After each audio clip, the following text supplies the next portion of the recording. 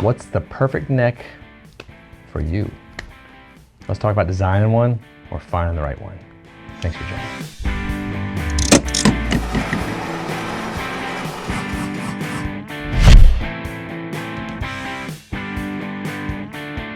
Hey, it's me, Baxter. And it's me, Sean. We're here talking about necks. We like necks. Guitar necks. Neck. Some people might say it's the most important part of the guitar. It's the part your hands are on. It's the part you love and caress. And there's so many different necks. It's a nightmare on how to figure out what's the right neck for you. It can be. This is true. But it can also be super duper fun. Can be. Because you get to play a lot of guitars on your journey. You do. So there's two different things. Like, are you designing a guitar with a custom shop build from Fender, Gibson, PRS, or any other maker, Casadosa, Echo Park, etc.? Mm-hmm. Or are you finding one on the wall that you want to sort of make your own, and you're just overwhelmed when you walk into a showcase deal and you see, 50 custom shops to choose from? Yeah, and this is kind of what we specialize into. I just want to put that out there. Every day we kind of work with different customers to help them find whatever neck they are specifically looking for. So. And sometimes you don't know what it is. You might come in thinking, I want a 52U, you're going to leave with an oval C. Because the spec is so different than the wooden hand. So let's kind of get into it. First things first, you got to pick out what kind of cut, what kind of piece of wood you're getting. The species of the wood. That's right. What do you tend to like the most? I like roasted maple personally. That's me, but not everybody is into that. You're a roasted guy. I'm a roasted guy. It is a little bit more stable within the truss rod and stuff like that. They say it's supposed to hold tune better. But yeah, so like that, maple's one of your, within the Stratocaster world, that's your most common neck carve, obviously. Right. Or neck wood, I'm sorry. And you get into like mahoganies and stuff on different guitars, a different thing all entirely. But like, let's talk about, let's say we're sticking with maple with a Fender for now. You've got the option of roasting it. You've got the different cuts now. You got flat, riff sawn, quarter sawn. Yep. What do you want? What's the most popular?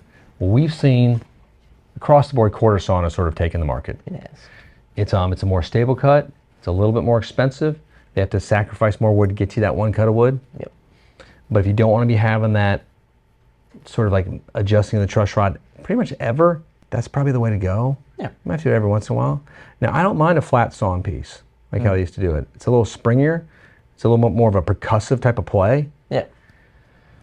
But if it was my buck, I tend to go with quarter sawn just for the stability of it. Yeah, I can see that. We have a lot of people who choose that as well for that main reason. Now we're still choosing things within this wood. Now you gotta say, do I want flame? Do I want bird's eye?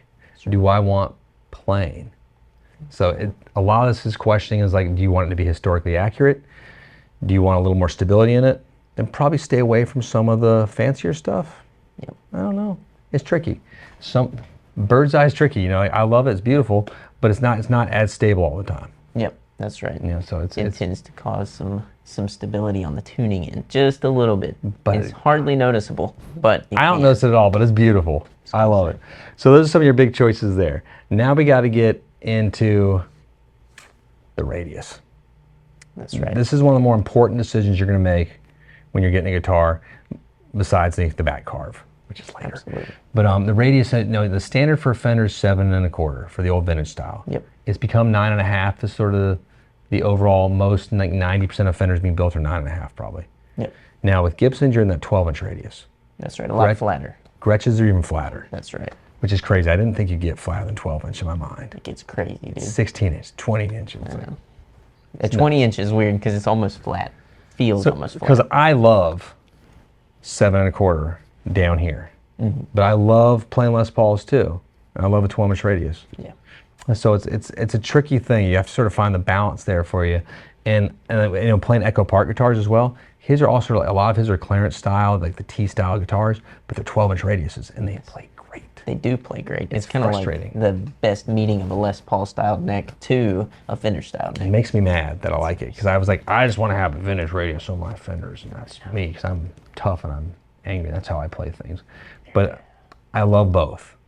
So that's tricky. That's something you have to sort of balance in yourself. You have compound radiuses too you can sort of get into.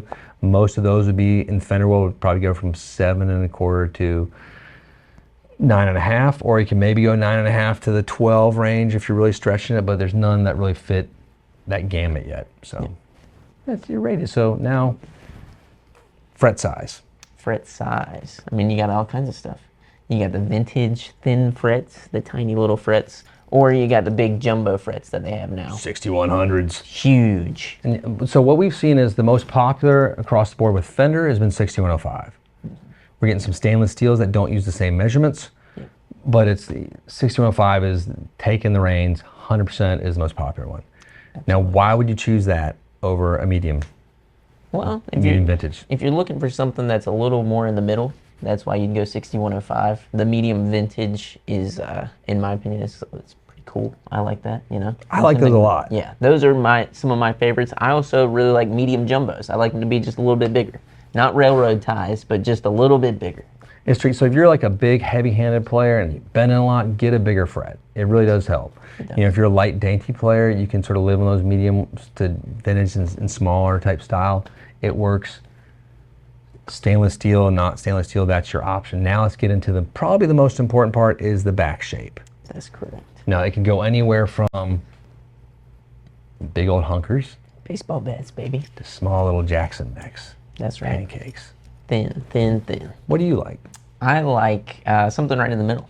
I like 60s oval Cs, but really just 63C I think is my favorite neck because it's a little bit bigger. It's kind of like a C and a U combined. No, that's become one of our favorite Cs. I like that you like that one. The 60s oval C in the Fender world is the most popular. It still is, like, that's the one to go to when you're not quite sure. It's pretty manageable. Yes. Yeah. What I'd say. I feel like it's just a little thinner though in the middle. That's my only issue. Then you enter someone weird like me who likes the V's a lot. I'm a big V carve fan. I love 1056V. I love the 1156V, 1157V, whatever they want to call it now. I love the soft 57Vs. I like them both. Yeah.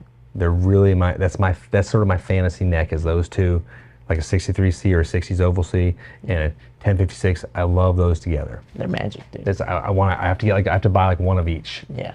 And even when we design, like I think my friend Blake up in Montana we did like a thin line Strat. I think it was candy apple red with a 1056V on it with a rosewood board. That's what you can do when you do a custom guitar. Why it's so much fun. Yes. Yeah. But again, like the neck is something, and we've talked about this for what, 10 minutes maybe? Yeah. Rough. This is one of the more important parts. Absolutely. When you're getting a guitar. I feel like anytime we're doing custom builds, I spend probably half the time just on the neck alone. You know, the pickups probably take up the other half of the time, but the neck is one of the biggest parts of the build, and it's because it's your own like little signature. You know, the way that it feels to you is what matters. If you're not gonna be excited to pick it up and immediately love it and hold it and want to play it, then you're gonna sell that guitar, and then we as designers, our master designing team here, have failed you if we got you the wrong carve, and then we don't want to do that. You know, and I don't think any of these guitar makers want to do that either. No. It's pretty amazing and to watch when you actually go to the factories too and see them put all this stuff together, and like, you know, they'll have like basic templates for some of these carves, but some they just gotta like wing it. Watch them do the radiuses too. Yes. It was like, it's really cool. It was so old-fashioned. Yeah. So old-fashioned. It should just be a machine usually boop, boop, boop, woo, and just cuts it. Blasted. But that's not the Fender way. No, it's not the Gibson way either. It's like you gotta take your time to do these things. I think all these companies throughout time have tried to find ways to speed up manufacturing and make manufacturing cheaper, but they end up going back to the way that it was done in the 50s and 60s. Yep. To make it right. Absolutely. So that's a cool part of that. So if you do have questions, don't be afraid to fire at us. We love emails. We like phone calls. Sean's a guitar expert here. I just write checks. I don't know much about that stuff. Learning. It's not true. Learning one day. It's not true. Gosh, I hope that was helpful. It was too. I think it should be, right? I enjoyed that. Like that was kind of fun. It sort of makes me rethink all of my neck choices and as I talk through it. Yeah. Okay. Hey, thanks for joining us. Click like, subscribe, hit the bell, and sing a song to your loved one if you can. It's always fun to do. Peace be with you. See you guys soon.